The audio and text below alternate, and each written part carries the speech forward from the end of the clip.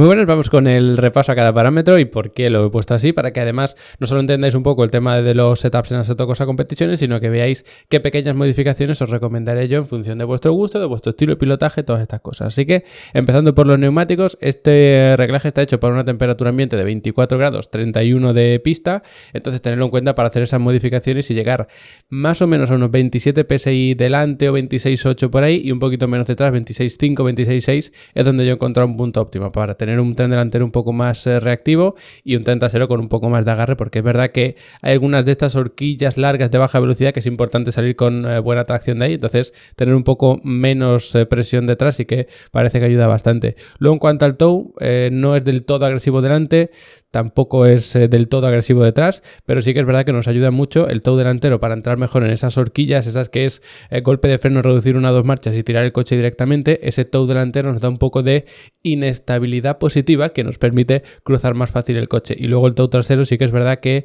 sobre todo en alguna horquilla que luego tenemos una fuerte pendiente hacia arriba y demás, si somos demasiado agresivos con el gas es fácil perder la parte trasera y este tow nos ayuda a estabilizar el coche y por lo tanto poder salir con más agresividad. Y luego en cuanto al camber sí que lo he reducido un poquito, no está al máximo tampoco porque no es un circuito de mucha curva rápida. De hecho, las más rápidas que tenemos son a fondo, pongas el camber que pongas realmente. Así que sobre todo buscando un poco más de eficiencia en esas curvas más largas, sí que no voy a reducir del todo el camber ni mucho menos, pero tenerlo ahí en un punto medio viene bien. Y sobre todo el tema del caster para esas horquillas tan largas o esas curvas que son tan largas, aunque no sean de mucha velocidad, viene especialmente bien porque es una especie de inclinación extra, por así decirlo, que le damos a las ruedas delanteras, que además provocan un poquito de sobreviraje, que bien entendido nos viene bien porque hace que podamos entrar en las curvas con más velocidad y mantenernos en ese interior incluso con menos giro de volante. Así que eso sí que nos viene bastante bien. Luego en cuanto a electrónica, yo sí que tengo el control de tracción al 5, recomendaría 5 o 6 más o menos, porque es verdad que si cruzáis mucho el coche se pierde. Entonces, si tenéis problema de que en cuanto al acelerar perdéis el control del coche porque no tenéis del todo bien pillado el tacto, cuánto giro podéis meter para cada porcentaje de acelerador y demás,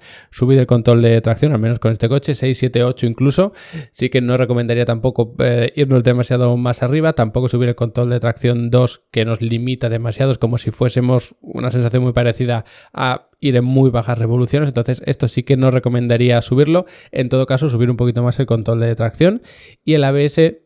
pues sí que en 2, 3 está bien, dejarlo en 0 me parece una temeridad porque es fácil en alguna frenada llegar a bloquear, sobre todo si es una carrera medianamente larga, así que yo en 2 lo encuentro bastante bien. Si estáis bloqueando todo el rato y demás, no os recomendaría subirlo mucho más del 2, sino jugar con el tema de la potencia de frenado y tal, que ahora la vemos. Entonces, si tenéis mucho problema de bloqueo todo el rato y encima subís mucho el ABS para compensarlo, lo que va a pasar es que entrando en curva, que hay muchas frenadas en giro aquí, el coche no te va a reaccionar bien. Así que por eso recomendaría yo más o menos dejarlo en 2, esto cada uno lo que necesite. Grip mecánico está bastante rígido en cuanto al roll, tanto delante como detrás, y también bastante rigidez de los muelles delanteros, de los traseros un poco menos, pero sí que es verdad que así encuentro yo un balance bastante bueno para que el coche sea más reactivo. Como norma general suele interesar poner los muelles individuales un poquito más blandos, es verdad, pero yo aquí en este circuito sí que he encontrado un buen equilibrio aquí. Hay que tener cuidado con esta configuración con ciertos pianos, es cierto, de hecho el propio camber que veíamos antes también el caster también nos ayuda bastante porque es como una especie de estabilidad, al final es, en vez de anclar las ruedas totalmente verticales al chasis, lo que hacemos es darle ese ángulo de avance, ese caster, entonces sí que nos da un poquito de estabilidad incluso con esos baches, pero sí que es verdad que si tenéis problemas en los baches, en los pianos agresivos o lo que sea, bajar un poquito la rigidez individual de los muelles puede venir bien, también por supuesto sería una solución bajar la anti-roll, pero como es un circuito de tantas curvas y demás, yo sí que recomiendo un coche más bien estable en ese tipo de situaciones. Dicho esto, el steering rate yo lo subo porque así me cuesta más llegar al límite de los neumáticos, porque ahora,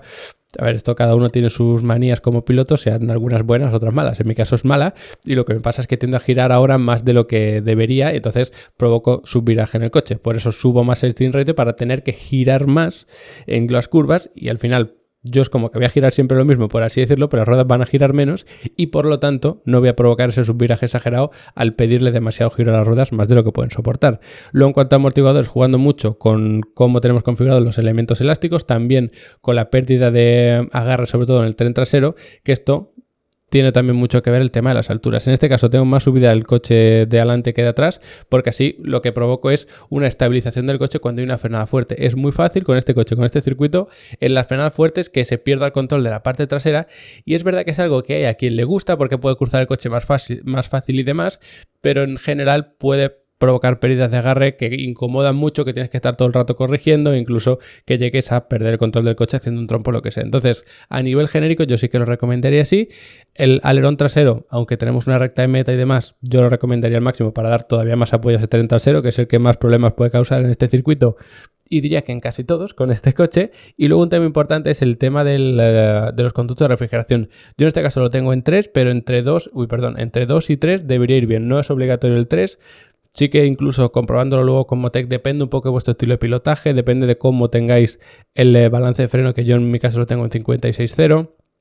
Entonces, eso también depende mucho. Si atrasáis mucho el balance, ya no se van a sobrecalentar tanto los frenos delanteros y a lo mejor no necesitáis el 3. Con el 2 vale, es que está ahí justo en el límite, entonces simplemente ir echando un vistazo a la temperatura de los frenos para que veáis que no se calientan demasiado, y si se calientan demasiado, pues ya lo dejáis en 3. Y ya para terminar, lo que os comentaba antes, el tema del brake power. Si estáis bloqueando todo el rato porque os cuesta mantener el control del coche, sobre todo en frenada y cuando empezáis a girar se os bloquea la rueda delantera interior, si bajáis el brake power puede ser una mejor solución y más eficiente incluso que subir el ABS, ¿vale? Así que, lo dicho, espero que os sirva. Sabéis que en Level Up Academy tenéis un montón de cursos explicando qué es cada elemento, cómo hacer el reglaje, qué es lo que conseguimos con ello. Así que esto es una especie de mini clase muy práctica para YouTube, así un poco más didáctica, pero en Level Up Academy nos extendemos todo lo posible con muchísimos ejemplos, muchísimos simuladores, muchísimos coches, circuitos y todo eso. Así que, de verdad, si queréis aprender de verdad de automovilismo, desde la base hasta donde os dé la gana, profundizando en telemetría, reglajes, pilotaje, estrategia de carrera, lo que queráis, tenéis ahí la mejor solución, porque además son 15 euros al mes, que no puede ser más barato, y se os incluye absolutamente todo: los cursos, la masterclass, la descarga, el soporte para dudas, los setups para Sim Racing, que siempre van acompañados de un vídeo explicativo como este, aunque un poquito más al grano. Absolutamente todo. Así que de verdad, echad un buen vistazo, como siempre. Gracias por haberos quedado hasta el final del vídeo y nos vemos muy pronto.